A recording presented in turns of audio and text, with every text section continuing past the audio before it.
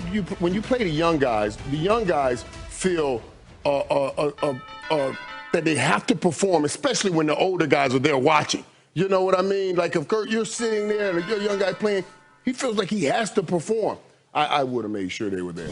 Well, I know it's a different time and a different era. You know what I mean? And obviously, you want to keep those guys home and quarantine. Certainly, when you got a playoff game the next week. But I totally understand what you're saying, and that's something that we're going to be talking about later on in this show with Ryan Fitzpatrick not standing on the sideline with Tua Tagovailoa getting this, not just for the fact that Fitzpatrick has come in when Tua has struggled, but just him chirping in his ear and just telling him X, Y, and Z and helping him out. But we'll talk about that later. It's time to talk about this game right here and right now with Pittsburgh and Cleveland. And the question of the Colts coming into this game and needing the Steelers to win a game, even though the Steelers beating them last week put them in a situation of needing this help.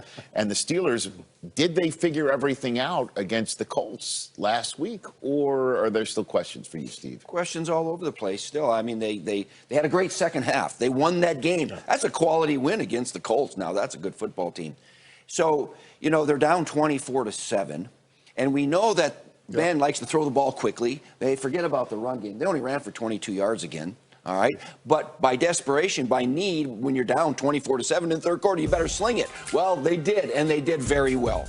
244 yards of passing in the second half. Deontay Johnson and Juju got their touchdowns, and Ben threw the ball down the field more so than he has all year. It worked against the Colts, but is that how they want to play football? Not really. I think they did only because they were behind so much. Well, and, Coach, it was defense as well. I mean, their defense had 2 sacks and an interception in that second half, something that they haven't done since week 12, their last win in the second half against the Ravens. So you put that formula together and you go, well, yeah, if you could do this in the playoffs, you fixed your problems and you will be a tough out. Maybe the most important thing, though, was they were down 24-7. And they had lost 3 straight and everything was going haywire.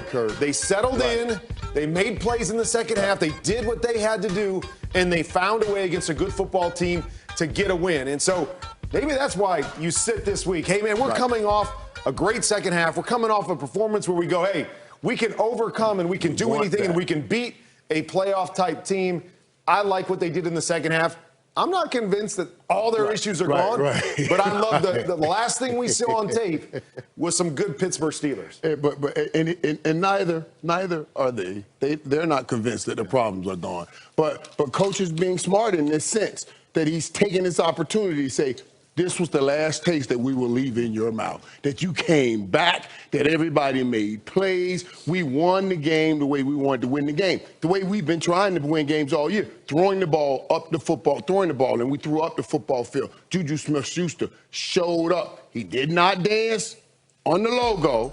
Let's get that, okay? He did not dance on the logo, but he was dancing in the end zone. He was dancing in the end zone. He made plays all over the field. Now, God, I don't believe that not dancing on the logo helped anything. But whatever, it worked out, and they won the football game. And the way they won the football game, I think, does help also. That wasn't part of the issues they were trying to fix, was Juju off of the logo. But they got him off the logo. And but it worked. Now what? Now he's got it. He can't do it anymore. It worked last week. It certainly, in the third quarter last week, it looked pretty looked dim. great. It looked dim, and then it just totally turned on for the Steelers. And then the NFC East, the Dallas Cowboys have come on strong, and if they win in the Jersey snow, they'll sit back on their flight home and then turn on Sunday Night Football on NBC and root hard for the Eagles.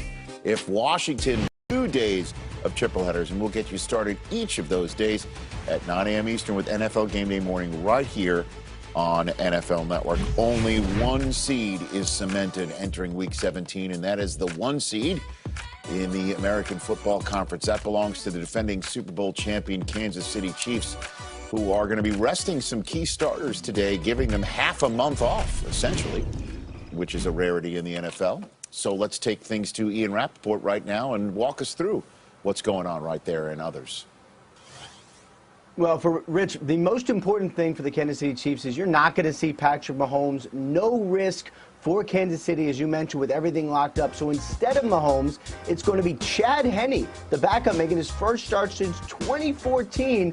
He got all the reps in practice. They believe he is ready. And, of course, this is going to be a glorified preseason game because they're going to be without several other key guys, including Tyreek Hill. He's got a little bit of a hamstring thing, not considered major, but they're not going to put him at risk. Either Le'Veon Bell is kind of dinged up. He might play a little, but Darwin Thompson going to get most of the carries for Kansas City. All right, well, resting a quarterback in Week 17 with a playoff spot in hand. Nothing new for Andy Reid. In 2013 and 2017, he rested Alex Smith in Week 17, and both times the Chiefs ended up losing the wild card round game the following week. The silver lining was the 2017 Week 17 game featured the debut of Patrick Mahomes getting his feet wet in the American Football Conference Western Division right there in Denver. So you got things ready for him. And then you take a look at this fact right here. Teams with first-round bye to rest a quarterback in Week 17 of the last 10 postseasons. The only quarterback who won in the divisional round was Drew Brees against the Philadelphia Eagles in 2018. Lamar Jackson, Ben Roethlisberger, Aaron Rodgers, all quarterbacks rested and then lost coming off of the bye week. So that's how we go to the Lowe's home studio and have the rest versus rust conversation. Rich, take it away. Okay, Rich, thanks. So this is the time of year where coaches make this decision, right, Kurt? You know, do I rest not just my starting quarterback, but other players on the team that I want to protect? Rest versus rust. Yeah. Your thoughts? Man, I mean, pretty crazy when you look at that. Aaron Rodgers, Big Ben, and Lamar Jackson all losing. I do worry about this a little bit. And I know Patrick Mahomes is special, and they've got all kinds of playmakers. And he's shown us all year, and he showed us last year in the playoffs, they can start a little bit slow, or they can have a little bit of rust, and they can come back in those situations. But I always worry about my team not hitting on all cylinders when it's playoff time, especially the first playoff game, coming out and feeling good about yourself. So concerned a little bit. I still like where their team is and the teams they're going to play, but I'm concerned. Yeah, and it's always risk versus reward when you're dealing with these things. But one, like I always tell people, one of the things Jimmy always did was made sure, just like what we're seeing in Buffalo, he didn't say anything. So everybody, we can lose the game and not playing the game, but he didn't want to lose the week work, being sharp in that week. And with the Chiefs, this is what I thought about too. Guys, think about this.